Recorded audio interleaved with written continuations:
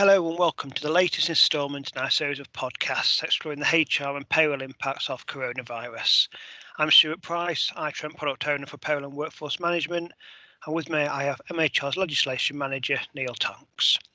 The furlough scheme was always intended to end in October 2020, and since our last podcast, the Chancellor has spoke several times and announced new schemes. So Neil, what has the Chancellor said, and what impact does it have for HR and payroll professionals and also software? Well, as usual, things are changing quickly. The new scheme was announced a couple of 3 weeks ago now, and then before we even had precise details of how it's going to work, an extension of it was announced. The new scheme's called the Job Support Scheme, so I'll cover what are now both aspects of it. One annoying problem we have is that detailed guidance on how the various calculations need to be done isn't available yet. So what we do know is based on a fairly high-level document which has been published along with various press releases and statements in Parliament and so on. The initial aspect of the scheme was to provide support to those who were able to work but for fewer hours than normal. This would cover, for instance, retail premises which are open but whose trade is still running at reduced levels. Under this scheme, employees need to work at least a third of their normal hours, and for the hours worked, they naturally get paid at their usual rate. So that leaves 2/3 of the hours or less which are not worked, and for those, the government will cover 1/3 of the pay and the employer another third. The remaining third will be unpaid. That's complicated because you've got two aspects of a third. You end up with a third of 2/3 being the calculation, but put together, it means that someone working exactly a third of the normal hours ends up with gross pay of around 77% of normal in total. It's actually 77.77% if you want to be precise. So it's the employee gets a reasonable income, about 3/4 of their normal income.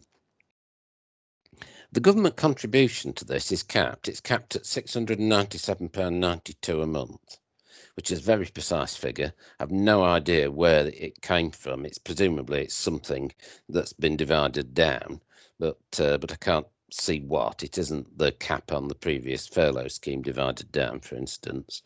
So don't know where it came from, but that's the cap anyway, £697.92 a month. There's a little bit of confusion over what happens to the employer contribution on pay over the cap, because the current guidance doesn't make this clear at all. It never mentions it. I've seen it suggested that the employer continues to pay a third, which would make sense, but I've also seen it stated by one commentator that the employer has to pay the whole 2/3, that the employee doesn't suffer as a result of their pay being above the cap, basically, and the employer has to make up the whole difference. Like I say, the guidance doesn't actually say one way or the other, so let's hope it's the first of those two options and the employer just carries on paying 1/3.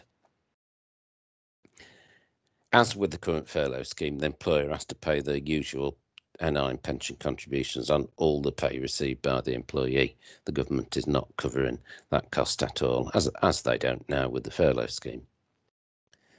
So that's the scheme as originally announced. The extension to it, which was announced last Friday, applies to people who are unable to work at all due to their employer being forced to close completely or to offer only takeaway services by the government of any other regions of the UK. So it applies across the whole UK, even though the rules for which businesses can open and so on are different in England, Scotland, and so on. In this case, the employees will be paid 2/3 of their normal pay, with the government picking up the bill for the gross pay, but not, we believe, the employer NI and pension contributions. So the employer will still have to pay those, which again is consistent with the existing furlough scheme, where the government covers the gross pay but not the on-costs.